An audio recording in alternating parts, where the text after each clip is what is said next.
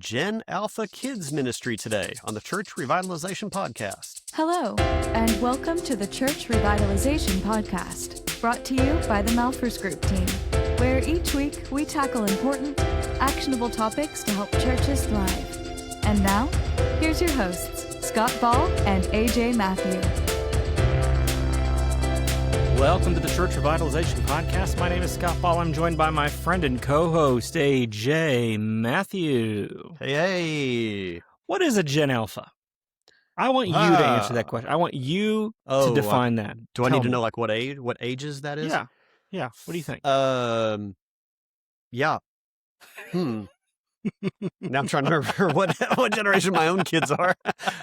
I don't think your kids are not Gen Alpha. I think my kids are Gen Z, I think. Yeah, your kids are Gen Z, for sure. Okay. Now, when did the Alpha start? Were you talking like what, 2010? I think Gen Alpha started, maybe around 2010. Yeah, kids born between 2010 and 2024. My son was born after 2010, but he likes to say he's a little Gen Z. And I mean, I guess to be fair, like I would consider myself like an elder millennial in a lot of ways. And so I can understand why he might feel that way. But 2010 to 2024, so Gen Alpha is that. So what are we talking now? We're talking kids who are between teenagers. 16-year-olds. Okay. Mm-hmm. Okay. Yep. And I guess the kids born after 2024, they don't get a name for their generation just yet. I guess you gotta wait. Oh no, succeeded by Generation Beta. Okay. Are we just gonna gonna go through the letters? That would be good. That's a better system. Yeah. Yeah. We really got a little crazy there back in the 20th century. Well, I mean, it was Gen X. Yeah. And then we weren't Gen Y. They were like millennial. And then we went back to the letters, Gen Z. Now we're Z finished out the century. When did the Zers start? When were they born? Well, I guess it would have been millennials were born up until the turn of the millennium, I think. Like 99. Oh, that far? Yeah, I think. Oh. Then we started a century with Z. Yeah. Yeah. Okay. Yeah. So this makes sense. In 81 to 96 is millennial. Oh, so or Generation Y. Alternatively, Generation Y. It's really the Gen X that started the letters thing, so way to go, because you're Gen X. Is it? I am Gen X. Proudly Gen X. Mm-hmm. Do you have a t-shirt? You should have one. I should. Embracing all of the stereotypes. Yeah, you really are. You lead in hard to all of them. We don't need to get into all that, though. So, anyways, let's talk. Today we're talking about Gen Alpha, though, and kids ministry with Gen Alpha in particular, and what needs to be different, what needs to be shifted. And the changes, I think, are maybe not enormous. Like, they're not astronomical. They aren't things that even the smallest church that's listening to this, these are changes that you could make and implement and have a better children's ministry to Gen Alpha and Gen Alpha parents. But there are certain expectations, sort of hallmarks of reaching sort of Gen Alpha families, and we want to talk about those things today. But before we do, AJ, what should people log on to the internet and do? All generations should go to healthychurchestoolkit.com. There you go. And sign up for a 7-day free trial. Yeah. Toolkit. There you go. Do that. End of commercial. Yeah, that's good. That's nice and quick. All right. So lead us out here, AJ. Yeah. So I think you have it right. What you just said. We're not. Most churches are not going to need to like wipe out their entire children's ministry and redo something new. That's just not the way generations work. I mean, they blend from one to the next. Yep. However, I would say, I don't know if we have an excellent read on our podcast demographic, but I would suspect most are interested in church revitalization. If you're interested in that, you probably have a need for it. And so it could be that maybe some of our listeners might be a little bit behind. Maybe they're a little bit behind on their children's ministry already. So I'm glad we're talking about this, because maybe there's some things that you and I, even in prep for this episode, didn't anticipate where they're at. Some of our listeners might be a little bit further back than we were expecting. All right. First thing we want to look at there, Scott, will be communication with parents. We got to communicate well with the parents. And I like this point, the way it's kind of stated in our notes for today from our extensive show prep, Scott, was that millennial parents, they expect proactive digital first, but not digital only communication. Yeah. And I think that's a really interesting way of saying it. Mhm. It's obviously a very digital generation, and the children are very digital as well. Everything is online. Everything is on a screen. However, they don't want to only be online. And, Yeah.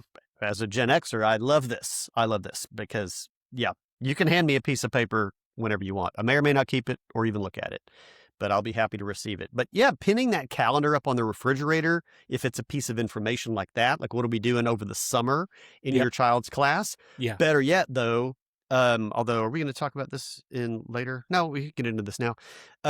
Discipleship. I mean, we want to be family Right. discipleship focused. And so that child leaving with a piece of paper that they can hand to mom or dad and start talking about in the car or at dinner that night, or even better yet, throughout the week, if there's like a Monday through Friday talking points, that's golden right there. And so, but you might want to back that up though with a digital copy of it. Maybe on Monday or something, the parents are going to get a digital copy of that. Yeah. And that's awesome too for those that maybe weren't even at church that week, that they'll have that. So anyway, this communication with the parents has got to be really good in both print and digital.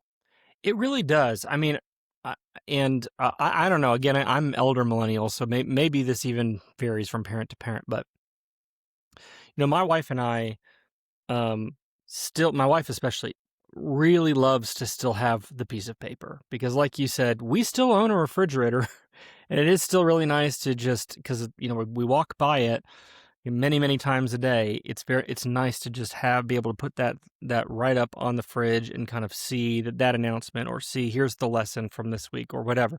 So I don't want a packet. Like, don't give me a packet. I don't want that. If you want to give me a lot of detailed information, you can give me that online. But if you can give me like a page that I can post up, that is really, really helpful. Because the thing about digital communication is there's a lot of it. And so sometimes stuff just gets buried. But when I have something that I can post and I can see physically, then that helps to reinforce. So I really like the way that we phrase this: digital first, but not digital only. So still give us the piece of paper. I know that's going to frustrate some of you because I know a lot of you have gone away from paper bulletins and you're like, we just send a weekly email. And I'm all for that. Like, I love the email. Don't stop sending the email. But also have a piece of paper if you can. I like what you said, AJ. Show me the whole summer calendar on one page. You don't need to give me all the details about every event. But you could just list the date and what it is and the time. Just those very basic things. Or here's the lesson. And here's how this fits within our discipleship process. And just one page that I can walk away with is really helpful to reinforce that. So digital first, but not digital only. Give me all of the details online. QR codes died and then were resurrected during the pandemic. So you can print off a sheet with a bunch of stuff and have QR codes next to things so people can scan and get more information. Calendars that you could subscribe to online so that it automatically adds events onto your Google Calendar or whatever. All these kinds of things that you can leverage, tools that exist to get it into people's phones, but also don't get away from the piece of paper. Yeah. I think the bottom line is have a variety of ways of communicating with people. It's just hard to nail down one thing. Yeah. And because you do have different habits, you have people with different even convictions around devices. And so you need to be able to meet people where they are as much as possible within reason. Right. We just graduated out of student ministry. And so we're kind of done with that entire season of life. But it used to be kind of frustrating to think, we're trying to remember what's going on this week and like, where can I find that out? And usually it was going into the Instagram account, which drives me crazy. Yes. don't want Instagram for information. No. Look, I'm probably going to spend 2 hours on Instagram tonight anyway, scrolling reels, but I don't want to go there to find out what time the movie starts tonight. So, no. Yeah. Yeah.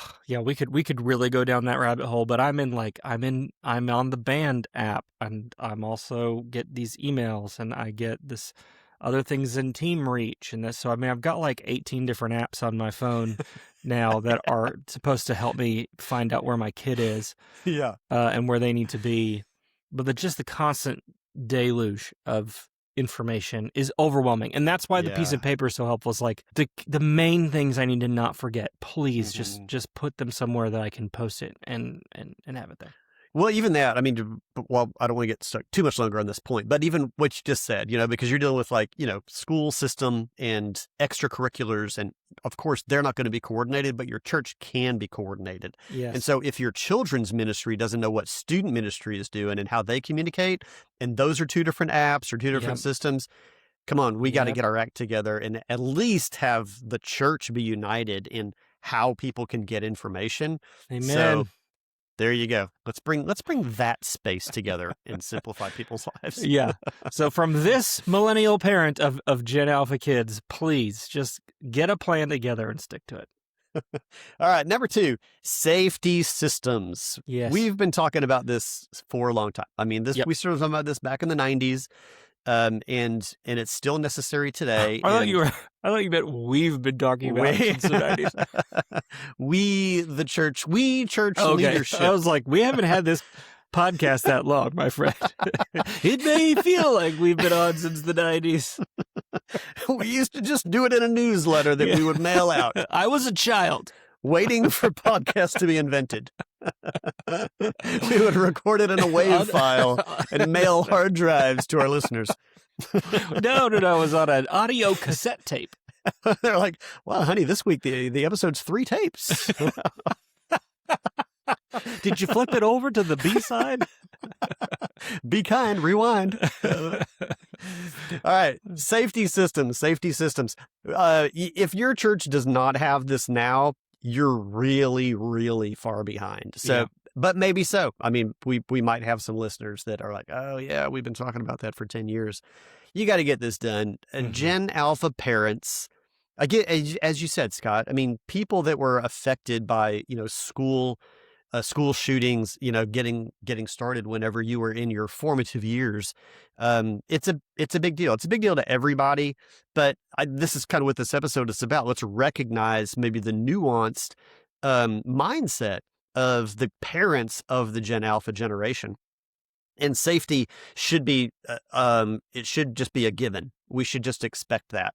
Yeah. So when people come bring their kids, and another thing, we talked about this in our pre-episode talk, Scott, but I think maybe the default that people are thinking about are the guests, the people new to the church. And I think they forget about the people that are integrated into the church. And if you take a moment and process this, it will make sense to you that most of the security issues, most of them are going to be parental situations. I mean, the external custody issues. Yeah, the external person coming in to steal a kid, a random child from a church. I don't know if that's ever happened. Maybe it has, but that's not usually where the problem is. The problem is in the people actually that not the people that you don't know. And so we have to have that system. Maybe you're not aware that, Ellen and Rick are going through a divorce, and you're just expecting, it doesn't matter which parent. But if they don't have that tag, that sticker that was printed and given to them, that you're going to match up with little Johnny, then we've got to have a system for that, because maybe Rick's not supposed to be picking up Johnny, right? And that's going to be a bad situation. So, or more likely, grandma or uncle, or you know what I mean. It may not even be, could be anybody, mom or dad. Where that might actually, you might have a shot at knowing that. But if it's some other relative, the kid doesn't maybe even know that person's not supposed to pick them up, or that person's not safe. But the kid goes, oh, that's Uncle Bob or whatever. And you don't know that Uncle Bob's not supposed to be there. You know what I'm saying? So it's just that these kinds of things, that's what happens. or you have safety policies, but you don't follow them, not just with check-in and check-out, but, the two teacher rule. Like there's always, and you go, well, so-and-so is sick today. They didn't show up. That's probably fine. Well, it's not fine. Like combine classes, or something. Find some other solution. Pull someone that is background checked and kind of force them into the room and goes, hey, sorry, I know you worked last week, but we can't have only one adult in the room. Things like that, they really do matter, because anytime you see a church, well, I don't want to say anytime, in 85 out of 100 instances where there was a safety failure, a safety protocol wasn't followed. Something that should have been in place wasn't in place. And that's what happened. It's like, I think aviation, I love aviation. And, in aviation, they always talk about how all of the safety precautions are like Swiss cheese. Every safety precaution you have has holes in it, but if you stack up enough pieces of Swiss cheese together, you can't get through the holes. And your church's safety and security things should be the same way, where it's like, yeah, okay, this isn't a perfect system, but we've got this other system that functions as a backup to that system. And if you have enough layers of Swiss cheese, it's not like it's impossible to get through, but it should be really, really hard. So it might, I understand, especially in a church, like my church isn't a mega church, but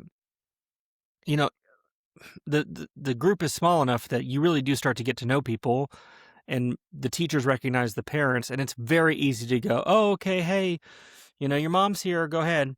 But don't do that. Go through I know it's frustrating, or it feels like it slows things down, but especially to newer parents, to see that you care, that even when it's someone that you're taking the tag, it communicates something. But please don't just let your security things be a marketing gimmick. Like it's really important. All of these things are really important because kids are important. I think there's a misconception that this is going to be a really expensive and difficult system to implement, and that's just not really the case. No, it's not. It's really not. Yeah. So digital check-in, check-out. We want to see single point of access for in and out. We don't want unprotected doors, other ways to enter and exit the building in the children's area that go unprotected. These are just some of the basic things. I know some of you have buildings that are not conducive to this. So where you don't have something that you can lock, put a volunteer to watch. Yeah. So if you can't have single entry, whatever, physical space wise, put a large man, or at least an intimidating one with an intimidating face. AJ's not like a super like tall buff guy. No offense. I'm taller than you, but only one of us gets approached by people on the street being asked for money. It's me. It's not. So I have mastered the don't communicate with me face. I gotta learn that from you. I gotta learn it. Teach me your ways. All right. Our last point for the episode today is tech expectations in the classroom that the parents and the kids, the students, probably are going to have. Now, this doesn't mean, they enter and you hand them an iPad. Like all the kids have got their iPad and they're all just gonna sit there quietly and be entertained. But you do need to recognize this really is the lifestyle of most of these kids, is going to be more interactive, may or may not be on a screen, but kids want to have that interactivity in which they're being challenged with information or with activity, and they can play along with it.